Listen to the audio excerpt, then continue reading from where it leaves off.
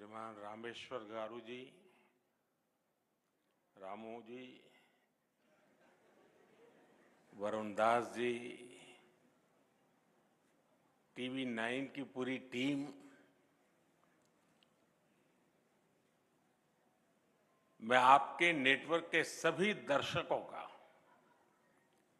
यहां उपस्थित सभी महानुभावों का अभिनंदन करता हूं। इस समिट के लिए बधाई देता हूं। टीवी 9 नेटवर्क का विशाल रीजनल ऑडियंस है और अब तो टीवी 9 का एक ग्लोबल ऑडियंस भी तैयार हो रहा है।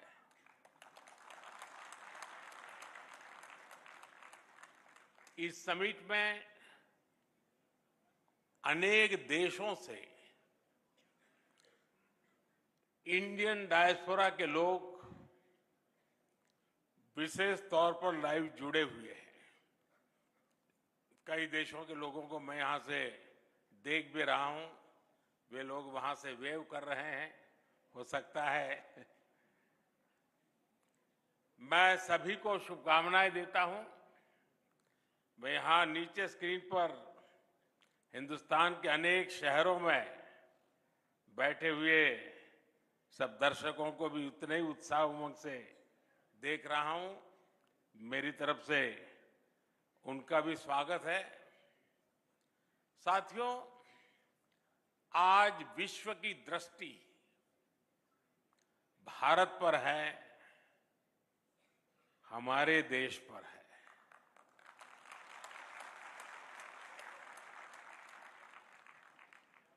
दुनिया में आप किसी भी देश में जाएं, वहां के लोग भारत को लेकर एक नई जिज्ञासा से भरे हुए हैं।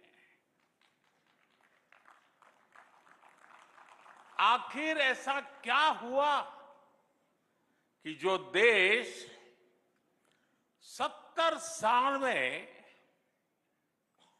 11वें नंबर की इकोनॉमी बना, वो महज 7-8 साल में 5वें नंबर की इकोनॉमी बन गया।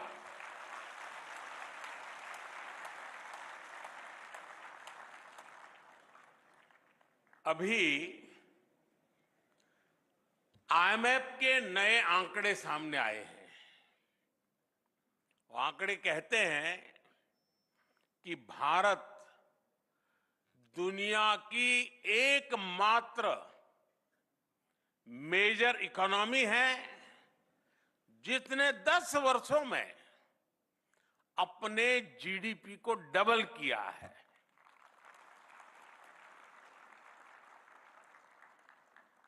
बीते दशक में भारत ने 2 लाख करोड़ डॉलर अपनी इकोनॉमी में जोड़े हैं। जीडीपी का डबल होना सिर्फ आंकड़ों का बदलना मात्र नहीं है, इसका इंपैक्ट देखिए। 25 करोड़ लोग गरीबी से बाहर निकले हैं और ये 25 करोड़ लोग एक नियो मिडिल क्लास का हिस्सा बने हैं। ये नियो मिडिल क्लास एक प्रकार से नई जिंदगी शुरू कर रहा है। ये नए सपनों के साथ आगे बढ़ रहा है, हमारी इकोनॉमी में कंट्रीब्यूट कर रहा है और उसको वाइब्रेंट बना रहा है। आज दुनिया की सबसे बड़ी युवा आबादी हमारे भारत में है। ये युवा तेजी से स्किल्ड हो रहा है, इनोवेशन को गति दे रहा है और इन सब के बीच भारत की फॉरेन पॉलिसी का मंत्र बन गया है इंडिया फर्स्ट।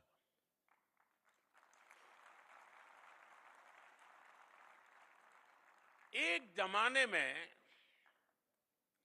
भारत की पॉलिसी थी सबसे समान रूप से दूरी बनाकर चलो, इक्वी डिस्टेंस की पॉलिसी। आज के भारत की पॉलिसी है सबके समान रूप से करीब होकर चलो, इक्वी क्लोजनेस की पॉलिसी। दुनिया के देश भारत की ओपिनियन को, भारत के इनोवेशन को, भारत के एफर्ट्स को जैसा महत्व आज दे रहे हैं वैसा पहले कभी नहीं हुआ। आज दुनिया की नजर भारत पर है।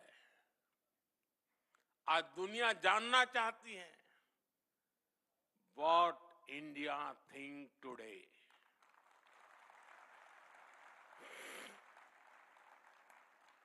साथियों, भारत आज वर्ल्ड ऑर्डर में सिर्फ पार्टिसिपेट ही नहीं कर रहा बल्कि फ्यूचर को शेप और सिक्योर करने में योगदान दे रहा है। दुनिया ने ये कोरोना काल में अच्छे से अनुभव किया है।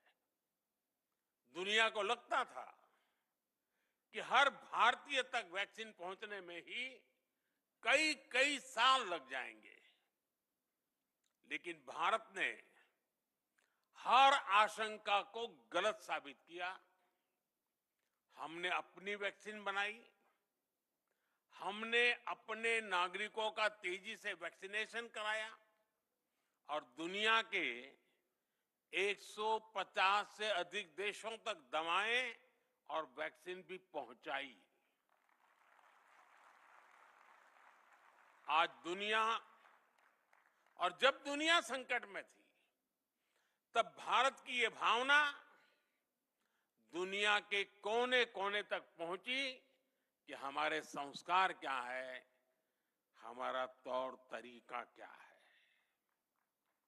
साथियों, अतीत में दुनिया ने देखा है कि दूसरे विश्व युद्ध के बाद जब भी कोई वैश्विक संगठन बना उसमें कुछ देशों की ही मोनोपोली रही।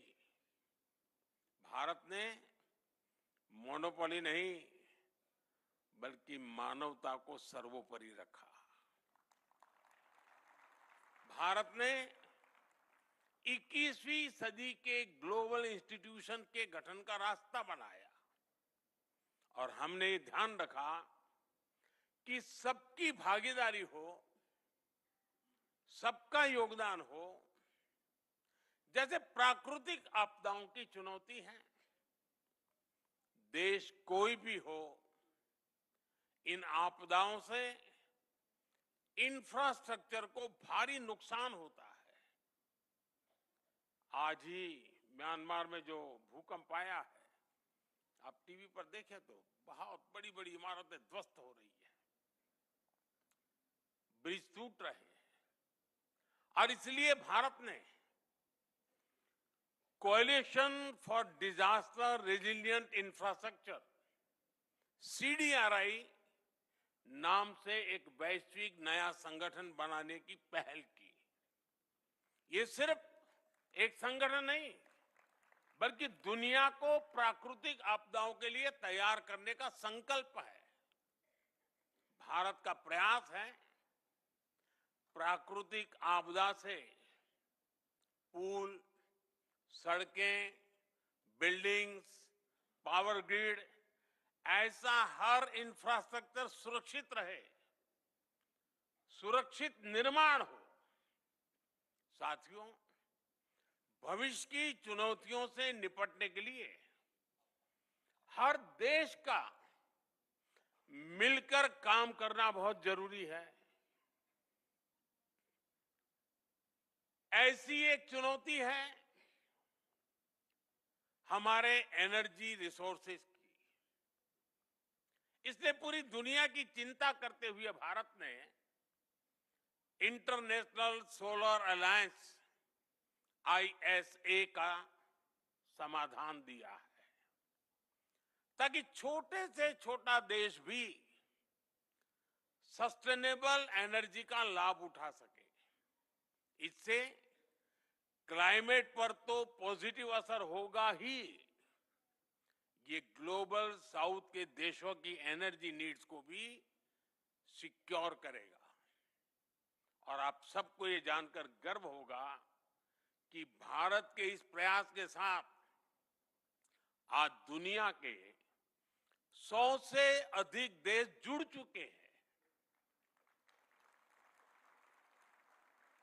साथियों, बीते कुछ समय से दुनिया ग्लोबल ट्रेड में असंतुलन और लॉजिस्टिक्स से जुड़ी चैलेंजेस का सामना कर रहा है। इन चुनौतियों से निपटने के लिए भी भारत ने दुनिया के साथ मिलकर नए प्रयास शुरू किए हैं। India middle east Europe economic corridor IMEC ऐसा ही एक महत्वाकांक्षी प्रोजेक्ट है। ये प्रोजेक्ट कॉमर्स और कनेक्टिविटी के माध्यम से एशिया, यूरोप और मिडिल ईस्ट को जोड़ेगा। इससे आर्थिक संभावनाएं तो बढ़ेगी ही, दुनिया को अल्टरनेटिव ट्रेड रूट्स भी मिलेंगे। इससे ग्लोबल सप्लाई चेन भी और मजबूत होगी। साथियों, ग्लोबल सिस्टम्स को अधिक पार्टिसिपेटिव, अधिक डेमोक्रेटिक बनाने के लिए भी भारत ने अनेक कदम उठाए हैं। और यहीं पर ही भारत मंडपम में G20 समिट हुई थी। उसमें अफ्रीकन यूनियन को G20 का परमानेंट मेंबर बनाया गया है। ये बहुत बड़ा ऐतिहासिक कदम है। इसकी मांग लंबे समय से हो रही थी, जो भारत की प्रेसिडेंसी में पूरी हुई। आज ग्लोबल डिसीजन मेकिंग इंस्टीट्यूशंस में भारत ग्लोबल साउथ के देशों की आवाज बन रहा है। इंटरनेशनल योगा डे, WHO का global centre for traditional medicine, artificial intelligence के लिए ग्लोबल फ्रेमवर्क, ऐसे कितने ही क्षेत्रों में भारत के प्रयासों ने नए वर्ल्ड ऑर्डर में अपनी मजबूत उपस्थिति दर्ज कराई है। और ये तो अभी शुरुआत है। ग्लोबल प्लेटफॉर्म पर भारत का सामर्थ्य नई ऊंचाई की तरफ बढ़ रहा है। साथियों, 21वीं सदी के 25 साल बीत चुके हैं। इन 25 सालों में 11 साल हमारी सरकार ने देश की सेवा की है। और जब हम व्हाट इंडिया थिंक्स टुडे उससे जुड़ा सवाल उठाते हैं, तो हमें ये भी देखना होगा कि पास्ट में क्या सवाल थे, क्या जवाब थे। इससे TV9 के विशाल दर्शक समूह को भी अंदाजा होगा कि कैसे हम आत्मनिर्भरता से आत्मनिर्भरता तक, एस्पिरेशन से अचीवमेंट तक, डिस्परेशन से डेवलपमेंट तक पहुंचे हैं। आप याद करिए, एक दशक पहले गांव में जब टॉयलेट का सवाल आता था, तो माताओं बहनों के पास रात ढलने के बाद और भोर होने से पहले का ही जवाब होता था। आज उसी सवाल का जवाब स्वच्छ भारत मिशन से मिलता है। 2013 में जब कोई इलाज की बात करता था तो महंगे इलाज की चर्चा होती थी। आज उसी सवाल का समाधान आयुष्मान भारत में नजर आता है। 2013 में किसी गरीब की रसोई की बात होती थी तो धुएं की तस्वीर सामने आती थी। आज उसी समस्या का समाधान उज्ज्वला योजना में दिखता है। 2013 में महिलाओं से बैंक खाते के बारे में पूछा जाता था तो वो चुप्पी साध लेती थी। आज जनधन योजना के कारण 30 करोड़ से ज्यादा बहनों का अपना बैंक अकाउंट है। 2013 में पीने के पानी के लिए कुएं और तालाबों की तक जाने की मजबूरी थी। आज उसी मजबूरी का हल हर घर नल से जल योजना में मिल रहा है। यानी सिर्फ दशक नहीं बदला बल्कि लोगों की जिंदगी बदली है। और दुनिया भी इस बात को नोट कर रही है, भारत के डेवलपमेंट मॉडल को स्वीकार रही है। आज भारत सिर्फ नेशन ऑफ ड्रीम्स नहीं बल्कि नेशन दैट डिलीवर्स भी है। साथियों, जब कोई देश अपने नागरिकों की सुविधा और समय को महत्व देता है तब उस देश का समय भी बदलता है। यही आज हम भारत में अनुभव कर रहे हैं। मैं आपको एक उदाहरण देता हूं। पहले पासपोर्ट बनवाना कितना बड़ा काम था ये आप जानते हैं।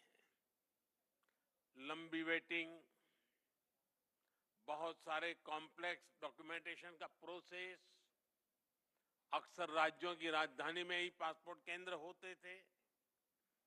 छोटे शहरों के लोगों को पासपोर्ट बनवाना होता था तो 1-2 दिन कहीं ठहरने का इंतजाम करके चलते थे। अब वो हालात पूरी तरह बदल गया है। एक आंकड़े पर आप ध्यान दीजिए। पहले देश में सिर्फ 77 पासपोर्ट सेवा केंद्र थे। आज इनकी संख्या 550 से ज्यादा हो गई है।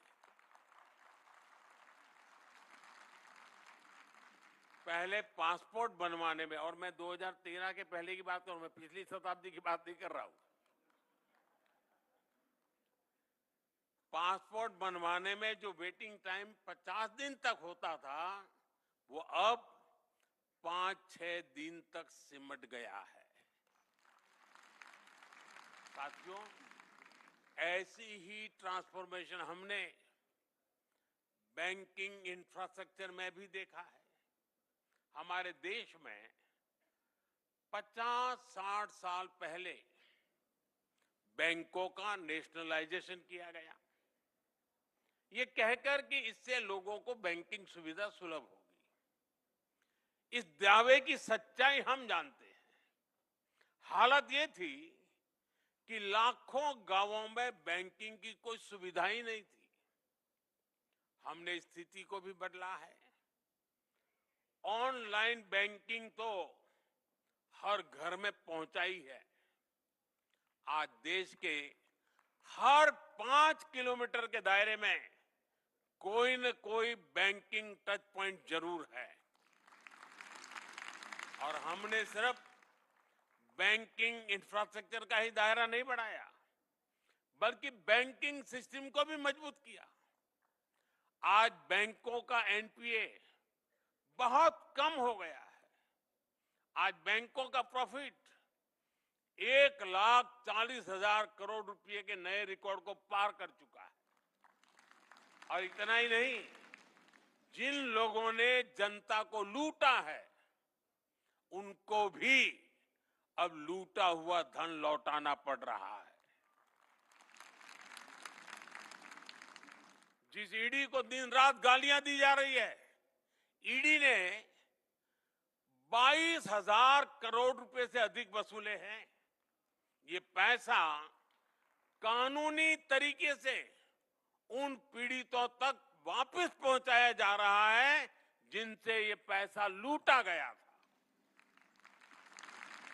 साथियों, एफिशिएंसी से गवर्नमेंट इफेक्टिव होती है।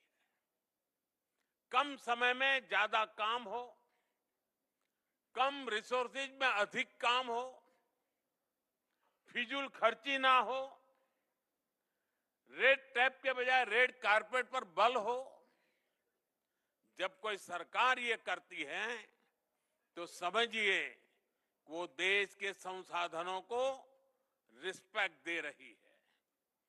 और पिछले 11 साल से हमारी सरकार की बड़ी प्राथमिकता रहा है।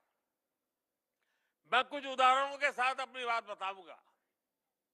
साथियों, अतीत में हमने देखा है कि सरकारें कैसे ज्यादा से ज्यादा लोगों को मिनिस्ट्रीज में एकोमोडेट करने की कोशिश करती थी, लेकिन हमारी सरकार ने अपने पहले कार्यकाल में ही कई मंत्रालयों का विलय कर दिया।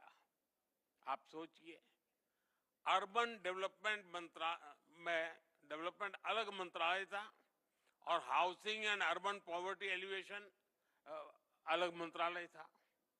हमने दोनों को मर्ज करके हाउसिंग एंड अर्बन अफेयर्स मंत्रालय बना दिया। इसी तरह मिनिस्ट्री ऑफ ओवरसीज अफेयर्स अलग था, विदेश मंत्रालय अलग था। हमने इन दोनों को भी एक साथ जोड़ दिया। पहले जल संसाधन नदी विकास मंत्रालय अलग था और पेयजल मंत्रालय अलग था। हमने इन्हें भी जोड़कर जल शक्ति मंत्रालय बना दिया। हमने राजनीतिक मजबूरी के बजाय देश की प्रायोरिटीज और देश के रिसोर्सेज को आगे रखा। साथियों, हमारी सरकार ने रूल्स और रेगुलेशंस को भी कम किया, उन्हें आसान बनाया। करीब 1500 ऐसे कानून थे जो समय के साथ अपना महत्व खो चुके थे, उनको हमारी सरकार ने खत्म किया। करीब 40,000 कंप्लायंसेस को हटाया गया। ऐसे कदमों से दो फायदे हुए।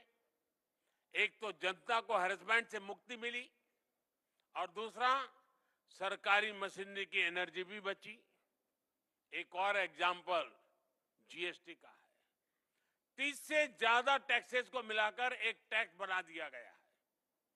इसको प्रोसेस के डॉक्यूमेंटेशन के हिसाब से देखे तो कितनी बड़ी बचत हुई है। साथियों, सरकारी खरीद में पहले कितनी फिजूल खर्ची होती थी, कितना करप्शन होता था, ये मीडिया के आप लोग आए दिन रिपोर्ट करते थे। हमने जेम यानी government e market place platform बनाया। अब सरकारी डिपार्टमेंट इस प्लेटफॉर्म पर अपनी जरूरतें बताते हैं, इसी पर वेंडर बोली लगाते हैं और फिर ऑर्डर दिया जाता है। इसके कारण भ्रष्टाचार की गुंजाइश कम हुई है और सरकार को 1 लाख करोड़ रुपए से अधिक की बचत हुई है। डायरेक्ट बेनिफिट ट्रांसफर डीबीटी की जो व्यवस्था भारत ने बनाई है, उसकी तो दुनिया में चर्चा है। डीबीटी की वजह से टैक्स पेयर के 3 लाख करोड़ रुपए से ज्यादा गलत हाथों में जाने से बचे हैं। 10 करोड़ से ज्यादा फर्जी लाभार्थी जिनका जन्म भी नहीं हुआ था, जो सरकारी योजनाओं का फायदा ले रहे थे, ऐसे फर्जी नामों को भी हमने कागजों से हटाया है। साथियों, हमारी सरकार टैक्स की पाई पाई का ईमानदारी से उपयोग करती है और टैक्स पेयर का भी सम्मान करती है। सरकार ने टैक्स सिस्टम को टैक्स पेयर फ्रेंडली बनाया है। आज आईटीआर फाइलिंग का प्रोसेस पहले से कहीं ज्यादा सरल और तेज है। पहले सीए की मदद के बिना आईटीआर फाइल करना मुश्किल होता था। आज आप कुछ ही समय के भीतर खुद ही ऑनलाइन आईटीआर फाइल कर पा रहे हैं और रिटर्न फाइल करने के कुछ ही दिनों में रिफंड आपके अकाउंट में भी आ जाता है। फेसलेस असेसमेंट स्कीम की टैक्स पेयर्स को परेशानियों से बचा रही है। गवर्नेंस में एफिशिएंसी से जुड़े ऐसे अनेक रिफॉर्म्स ने दुनिया को एक नया गवर्नेंस मॉडल दिया। साथियों, पिछले 10-11 साल में भारत हर सेक्टर में बदला है, हर क्षेत्र में आगे बढ़ा है और एक बड़ा बदलाव सोच का आया है। आजादी के बाद के अनेक दशकों तक भारत में ऐसी सोच को बढ़ावा दिया गया जिसमें सिर्फ विदेशी को ही बेहतर माना गया। दुकान में भी कुछ खरीदने जाओ तो दुकानदार के पहले बोल यही होते थे, भाई साहब लीजिए ना, ये तो इंपोर्टेड है। आज स्थिति बदल गई है। आज लोग सामने से पूछते हैं, भाई मेड इन इंडिया है या नहीं है।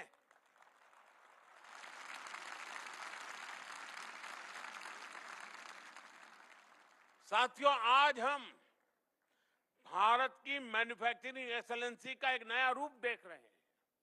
अभी 3-4 दिन पहले ही एक न्यूज आई है कि भारत ने अपनी पहली एमआरआई मशीन बना ली है। अब सोचिए, इतने दशकों तक हमारे यहां विदेशी एमआरआई मशीन ही नहीं थी। अब made in India MRI machine होगी तो जांच की कीमत भी बहुत कम हो जाएगी। साथियों, आत्मनिर्भर भारत और मेक इन इंडिया अभियान ने देश के मैन्युफैक्चरिंग सेक्टर को एक नई ऊर्जा दी। पहले दुनिया भारत को ग्लोबल मार्केट कहती थी, आज वही दुनिया भारत को एक बड़े मैन्युफैक्चरिंग हब के रूप में देख रही है। ये सक्सेस कितनी बड़ी है, इसके उदाहरण आपको हर सेक्टर में मिलेंगे। जैसे हमारी मोबाइल फोन इंडस्ट्री है, 2014-15 में हमारा एक्सपोर्ट $1 बिलियन तक भी नहीं था, लेकिन एक दशक में हमने $20 बिलियन के फिगर से भी आगे निकल चुके हैं। आज भारत ग्लोबल टेलीकॉम और नेटवर्किंग इंडस्ट्री का एक पावर सेंटर बनता जा रहा है।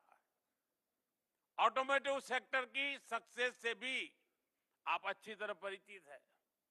इससे जुड़े कंपोनेंट्स के एक्सपोर्ट्स भी भारत में एक नई पहचान बना रहे हैं। पहले हम बहुत बड़ी मात्रा में मोटरसाइकिल पार्ट्स इंपोर्ट करते थे, लेकिन आज भारत में बने पार्ट्स यूएई और जर्मनी जैसे अनेक देशों तक पहुंच रहे हैं। सोलर एनर्जी सेक्टर ने भी सफलता के नए आयाम गढ़े। हमारे सोलर सेल्स, सोलर मॉड्यूल का इंपोर्ट कम हो रहा है और एक्सपोर्ट 23 गुना तक बढ़ गया है। बीते एक दशक में हमारा डिफेंस एक्सपोर्ट भी 21 गुना बढ़ा है। ये सारी अचीवमेंट्स देश की मैन्युफैक्चरिंग इकोनॉमी की ताकत को दिखाती है। ये दिखाती है कि भारत में कैसे हर सेक्टर में नई जॉब्स भी क्रिएट हो रही है। साथियों, TV9 की समिट में विस्तार से चर्चा होगी, अनेक विषयों पर मंथन होगा। आज हम जो भी सोचेंगे, जिस भी विजन पर आगे बढ़ेंगे, वो हमारे आने वाले कल को, देश के भविष्य को डिजाइन करेगा।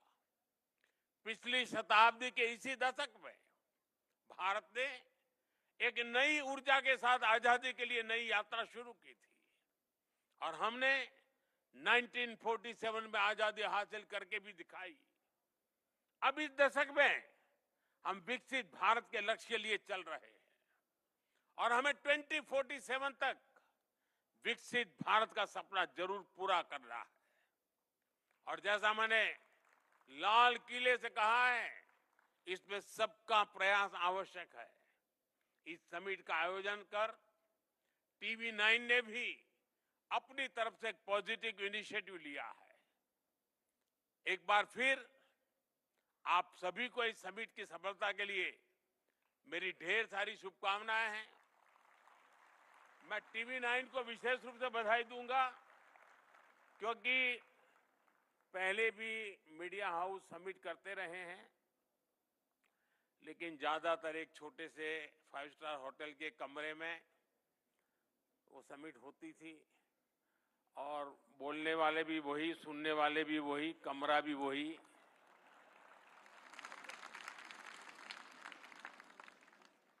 TV9 ने इस परंपरा को तोड़ा और ये जो मॉडल पेश किया है, 2 साल के भीतर भीतर देख लेना, सभी मीडिया हाउस को यही करना पड़ेगा। यानी टीवी 9 थिंग्स टुडे वो भाग्यों के लिए रास्ता खोल देगा। मैं इस प्रयास के लिए बहुत बहुत अभिनंदन करता हूं आपकी पूरी टीम को। और सबसे बड़ी खुशी की बात है कि आपने इस इवेंट को एक मीडिया हाउस की भलाई के लिए नहीं, देश की भलाई के लिए आपने उसकी रचना की। 50,000 से ज्यादा नौजवानों के साथ एक मिशन मोड में बातचीत करना, उनको जोड़ना, उनको मिशन से साथ जोड़ना, और उसमें से जो बच्चे सिलेक्ट होकर के आए उनकी आगे की ट्रेनिंग की चिंता करना, ये अपने आप में बहुत अद्भुत काम है। मैं आपको बहुत बधाई देता हूं। जिन नौजवानों से मुझे यहां फोटो निकलवाने का मौका मिला है, मुझे भी खुशी हुई कि देश के होनहार लोगों के साथ मैं अपनी फोटो निकलवा पाया।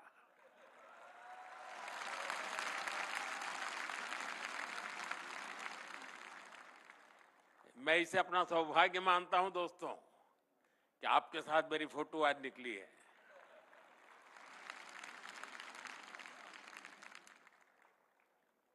और मुझे पक्का विश्वास है कि सारी युवा पीढ़ी जो मुझे दिख रही है, 2047 में जब देश विकसित भारत बनेगा, सबसे ज्यादा बेनिफिशियरी आप लोग हैं।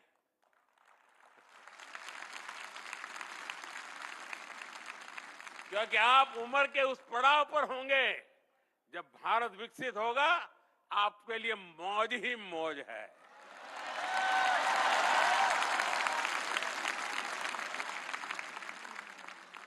आपको बहुत बहुत शुभकामनाएं। धन्यवाद।